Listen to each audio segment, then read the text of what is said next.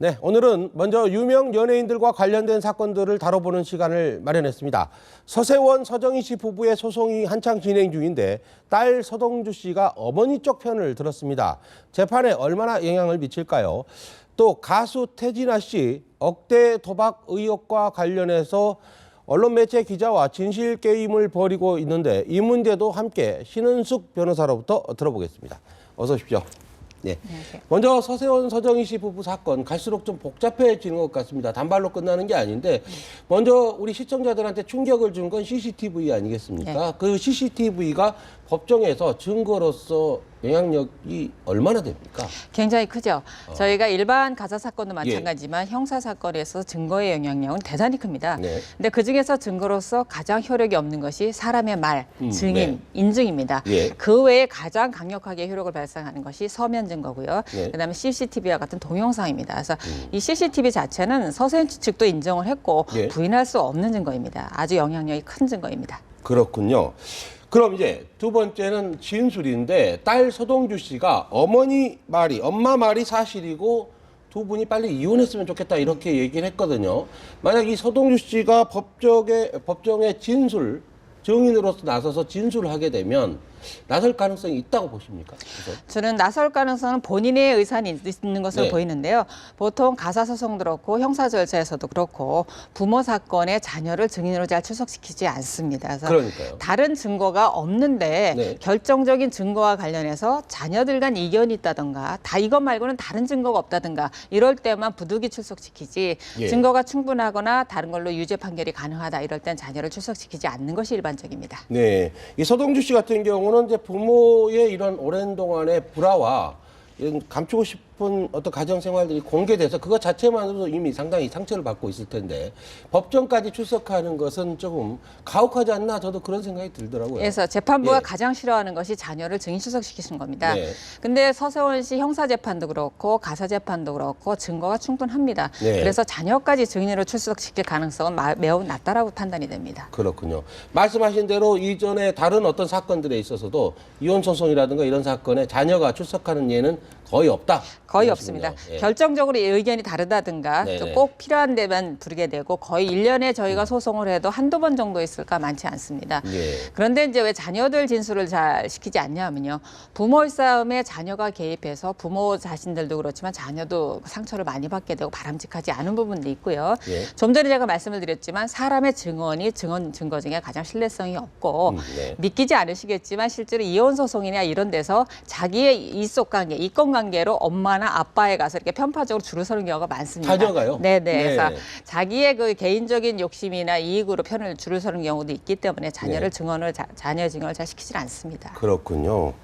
자녀들도 자기 보호 본능이 작동하기 때문에 영악한 판단을 한다 이렇게 볼 수도 있겠네요. 그렇죠. 왜냐하면 엄마의 삶이 불쌍하긴 하지만 네. 결국 내 경제적인 이익을 위해서 누구 편을 들어야 될까 이런 생각을 한 자녀들이 개중에 있습니다. 그렇죠. 네. 아무래도 자녀 같은 경우는 뭐 나이가 어리고 경제적으로 독립돼 있지 않으면 사회적 약자이기 때문에 그런 생각을 할 수도 있다 이런 생각이 듭니다. 네, 성년도 마찬가지입니다. 상속 네. 문제가 있기 때문에. 그렇죠. 네. 자, 공판 과정에서 서정희 씨가 결혼 생활을 시작한 것도 성폭행 비슷한 일을 당해서 성폭행에 가까운 일을 당해서 시작됐고 32년간 포로 생활했다 이렇게 얘기를 했는데 이걸 4차 공판에서 얘기하지 않았습니까? 그 전까지 침묵하다가 왜 4차 공판에서 얘기했을까요? 일단 4차 공판에서는 애초에 비공개로 요청을 했었습니다. 아, 예. 그래서 재판부가 비공개로 하기로 했는데 네. 당일 출석해서 공개로 해달라고 전환을 했고 이 부분을 예. 재판부가 받아들여서 이제 공개를 해서 수십여 명의 기자가 참석한 가운데서 그 진술이 이루어졌는데요. 그 부분과 관련해서는 우리가 이제 매를 맞았다라든가 누군가를 하나 이렇게 때렸더라도 네. 즉흥적으로 한번 맞았거나 때린 것 자체는 그렇게 형이 크게 나오질 않고 대부분 벌금형입니다. 네. 그런데 이 가정폭력이 특히 수십 년간에 걸쳐서 반복해서 이루어지고 증거는 현재 남아있지 않더라도 그 진술 자체가 어느 정도 신빙성이 있는데 있었을 것 같다는 판단이 들면 이건 양형에 중대한 영향을 미치게 됩니다. 그렇군요. 그래서 서정희 씨 측에서는 서세원 씨를 중형에 처하고 싶은 욕심이 있었을 것이고 그다음에 본인이 직접 법정에 출석을 해서 자기가 진술할 기회는 이번이 마지막이라는 생각을 했을 수도 있습니다. 예. 어쨌거나 서정희 씨가 심경의 변화를 일으켜서 공개를 요청했던 것이고 자신의 삶을 마음껏 풀어놓은 것으로 알고 있습니다. 예. 근데 신 변호사님, 이 사건이 가사 사건 아니죠? 네, 형사 아닙니다. 사건이죠. 네. 예. 이혼 사건과는 별개로 예. CCTV 장면을 보시는 저 부분을 상해로 형사 고소를 했고 예. 그 상해 부분 그다음에 목을 졸라서 본인이 소변을 넣었다 네. 무심결 그다음에 눈이 튀어나올 만큼 목을 졸랐다 이런 그 보면 살인 미수죠. 네. 이 부분과 관련한 형사 재판입니다. 근데 이제 이혼 문제가 같이 결부돼 있다 보니까 좀 혼란스러운 분들이 있는 것 같아요. 그래서 지금 드린 질문인데 이런 류의 사건이 보통 이렇게 4차 공판, 5차 공판까지 가는 경우가 흔합니까? 흔하지는 않고요. 예. 형사 재판 절차 같은 경우 서세원 씨가 CCTV 공개하기 전에 맞다 내가 폭행을 했고 그래야 예. 상해가 있었을 것이다 인정하고 다른 것이 문제되지 않았다면 단 한 번의 재판으로 끝납니다. 예. 하지만 다른 부분을 부인하고 있기 때문에 부인하는 부분에 대해서 검찰이 입증을 해야 되고 변호인은 반박을 해야 되니까 2차, 3차, 4차, 5차 공판까지 가고 보통 형사 재판이 부인하는 사건 같은 경우는 예. 6개월에서 8개월 정도 걸립니다. 그렇군요.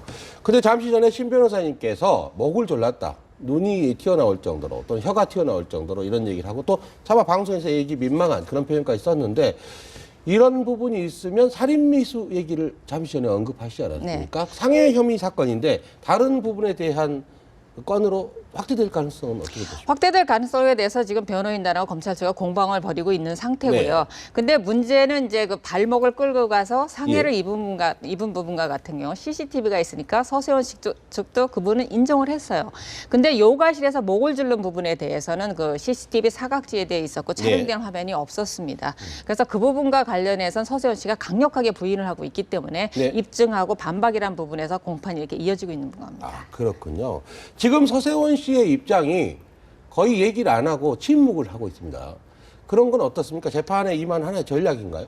그렇죠. 왜냐하면 형사 사건 같은 경우는 예. 입증 책임이 검찰 측에 있습니다. 즉 피해자가 자기가 상해를 당했다든가 폭행을 당했다든가 입증을 해야 되는 책임이 검찰 측에 있고 예. 피해자한테 있기 때문에 그걸 가해자 피고인인 서세원 씨는 부인하거나 침묵만 하면 되는 것입니다. 예. 법적으로 본인이 진술할 의무가 없으니까요. 예. 그 부분을 잘 활용하고 있는 것이죠. 그렇죠. 피해자는 법적으로 자신에게 불리한 진술을 안 할 권리가 네. 있죠. 예.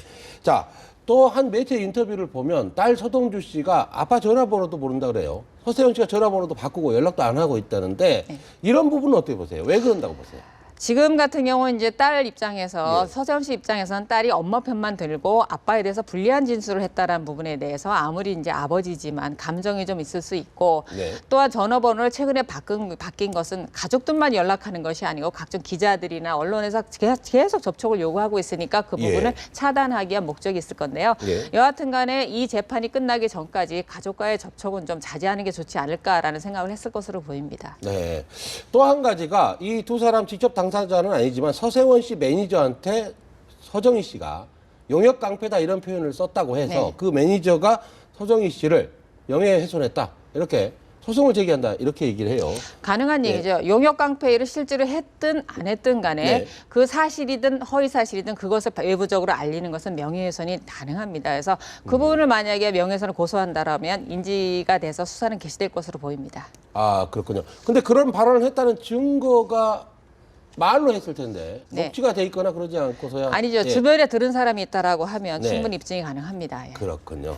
자, 이 사건은 앞으로 또 어떻게 갈지 좀 더 지켜봐야 될 것 같고 이제 가수 태진아 씨 정말 유명한 트로트 가수죠. 네. 국민들이 다 아는 사람인데 원종 도박설에 휩싸였어요. 억대 도박했다 뭐 이런 식의 보도가 나오는데 태진아 씨는 전혀 사실 무근이다. 소설이다. 이렇게 얘기를 하고 있고요. 이 건은 지금 어떻게 보십니까? 사실 무근이라고 하는 게 아니라 이제 100만 원 정도는 네. 썼다라는 거 아닙니까? $1,000. 예, 그래서 그게 소액이고 하다 보니까 처벌되지 않는 범위 내에 있다는 것이고 일부 뭐 목격자라고 말하는 부분 3천만 원 정도를 칩으로 교환하는 걸 봤다라고 보는 분도 있고 예. 하는데 역시 이 또한 입증의 문제이죠. 예. 누가 그러니까 정확히 100만 원 이상을 억대로 했는지 예. 안 했는지 이 부분이 문제인데요.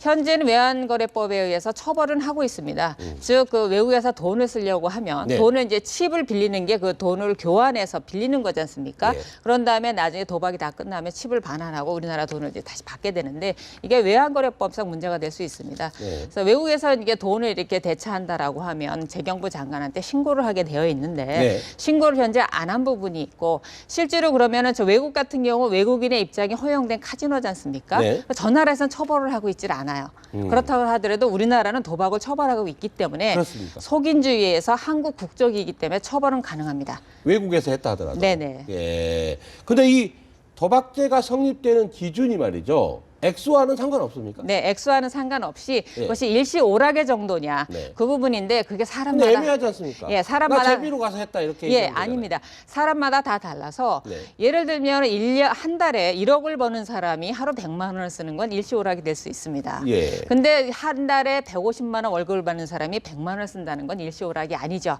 그래서 이 부분을 판단하기는 굉장히 어려워서 결국은 재판이 개시돼서 이제 재판부에서 판단을 받아야 되는 부분인데 예. 태진아 씨 수입을 봤을 때 본인은 100만 원 큰 돈이 아니었다. 적법하다. 그렇게 말을 하고 있는데 법도 물론 규정이 애매합니다. 그러니까 아. 경미한 금액은 신고 재밌네요. 예. 경미한 금액은 신고하지 예. 않아도 된다입니다. 예. 그러니까 기준은 결국은 재판부의 판단을 받아야 한다가 정답입니다. 제가 만약 제 월급에서 이렇게 100만 원 정도 바꾸면 저는 아마 도박죄가 될 것 같은데 네. 태진아 씨는 이제 수입도 꽤 많지 네, 않습니까? 예. 근데 태진아 씨가 만약 정말 100만 원만 바꿨다 이러면 태진아 씨한테는 이런 표현 껌값 아니겠습니까?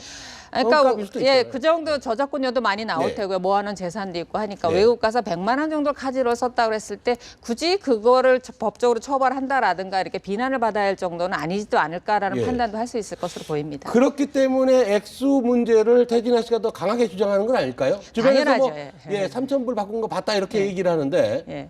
우리나라 예. 정서상도 억대 도박은 문제가 많지 않습니까? 그렇죠. 그러니까 문제가 될 수 있고요. 3,000불이라고 해도 300만 원을 넘고 있기 때문에 일반적으로 우리가 카지노 가서 재미로 한다라는 금액이라기엔 좀 정서상 받아들이기 어려운 문제가 있습니다. 그렇군요. 또 한 가지가 이제 재밌는 게 기자가 돈을 요구하면서 협박을 했다 이렇게 태진아 네. 씨가 얘기하고 있는데 만약 이게 사실이면 정말 기자는 취재 윤리나 직업 윤리에 심대하게 위반을 한 것이고 만약 이게 거짓 주장이면 기자의 명예를 심각하게 훼손한 거 아닙니까? 네, 그런데 그거를 이메일로 받았다는 거 아닙니까? 네. 이메일이야 분명히 근거가 남아있을 그렇죠. 테고 그 증거를 어느 쪽이 내느냐 싸움인데요. 네. 일단은 기자 측에서 그거를 기사로 뭐 알리겠다 정도만 했으면 됐는데 금전을 요구했다는 건 공갈죄입니다. 그럼요. 그래서 이 사안은 상당히 중대한 문제이기 때문에 상호 간의 입증이 좀 필요할 것으로 보입니다.